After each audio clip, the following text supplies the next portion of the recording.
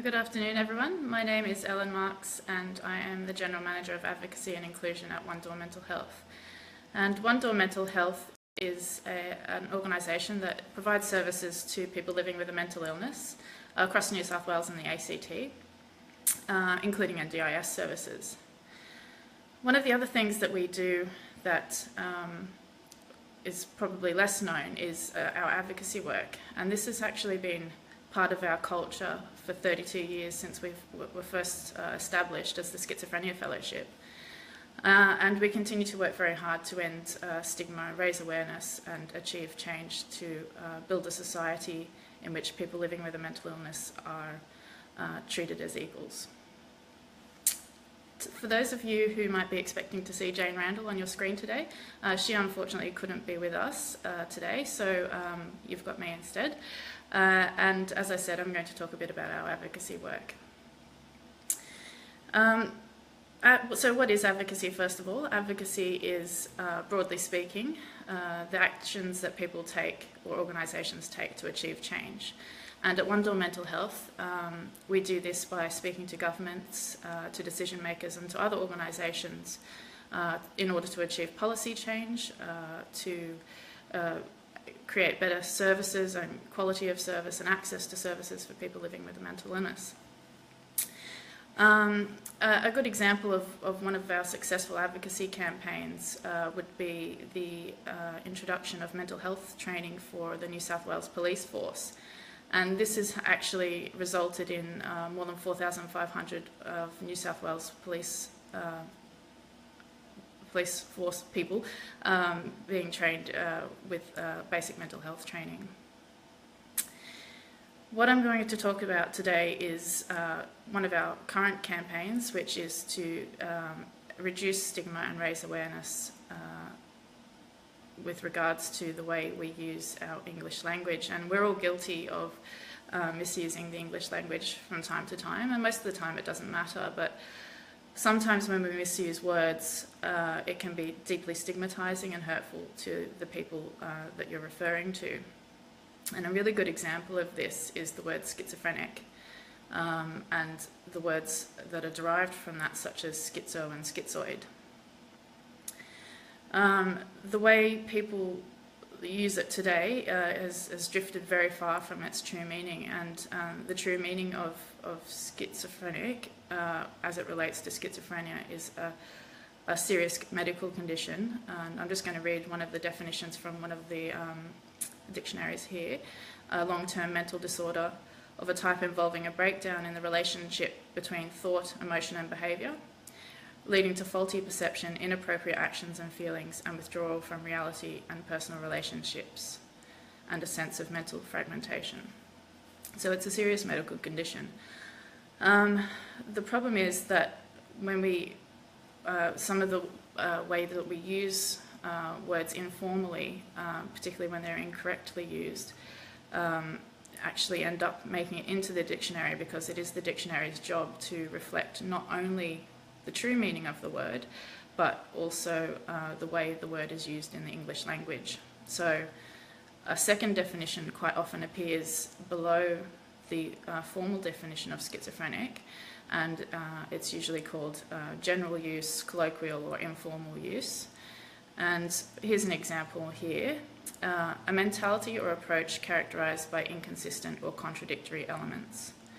Other dictionaries include references to be unable to choose between two courses of action. And this is not representative of schizophrenia at all. And in fact, until recently, many dictionaries actually refer to it as split personality, or more correctly, dissociative identity disorder. So this definition needs to change. So how do we go about changing the dictionary definition? And it seems simple that you just tell the dictionaries that they've got the incorrect definition, but as I said before, the dictionary's job is to not only reflect the accurate meaning of the word, but also to reflect the way it's used in everyday language. So we were lucky enough to have David Astle as our keynote at one of our staff conferences, and David Astle is the co-host of Letters and Numbers on SBS, and he's a wordsmith, and he's been involved in getting words into the dictionary and to words out of the dictionary as well. So we took the opportunity to discuss with him how we could bring about this change.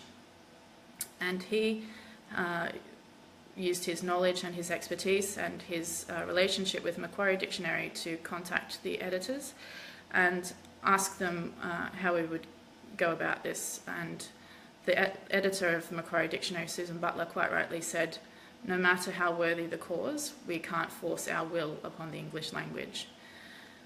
So it's, in fact, society that needs to change, not the dictionary first. So we instead decided that, on Susan's suggestion, that we include a usage note.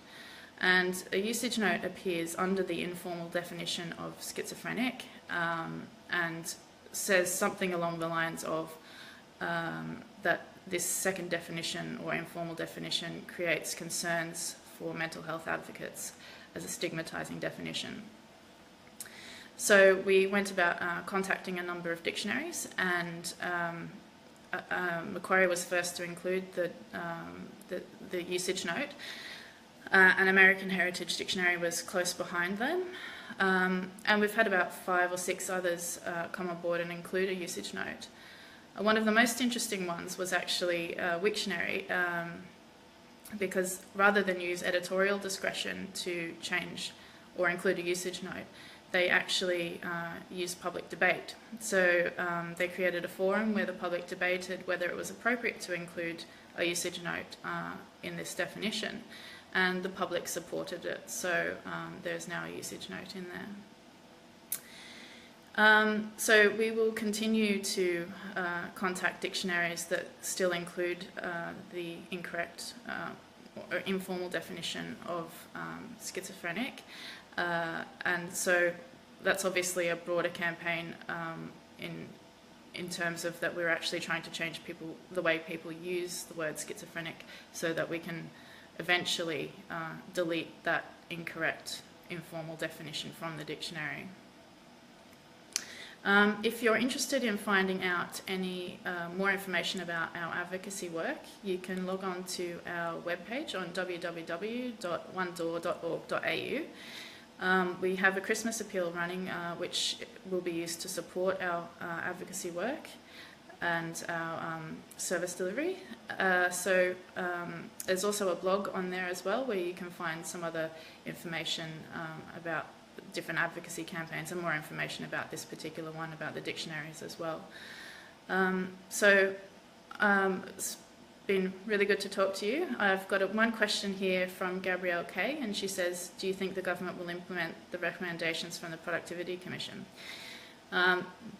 So for those of you who don't know, the Productivity Commission has been consulting on a number of issues with regards to the National Disability Insurance Scheme, or the NDIS, and basically to understand why the NDIS has not functioned as they first thought it would, and why the costs are different to what they had predicted. Gabrielle, I think that the government generally does listen quite closely to the Productivity Commission's recommendations. I don't think that they will implement all of the recommendations. And for example, I think they're unlikely to change the eligibility criteria, which is a permanent disability. And we were asking for a little bit more clarification around that, because we find that people who are accessing our services and trying to access the NDIS are having difficulty proving permanency of disability, but also different sorts of medical evidence and that sort of thing in the right language in their applications. So I do think there will be changes that arise from the Productivity Commission's recommendations, but they won't take them all, I'm sure. So there's no other questions, so thank you very much for watching today, and stay tuned for the next one on next Friday. Thanks.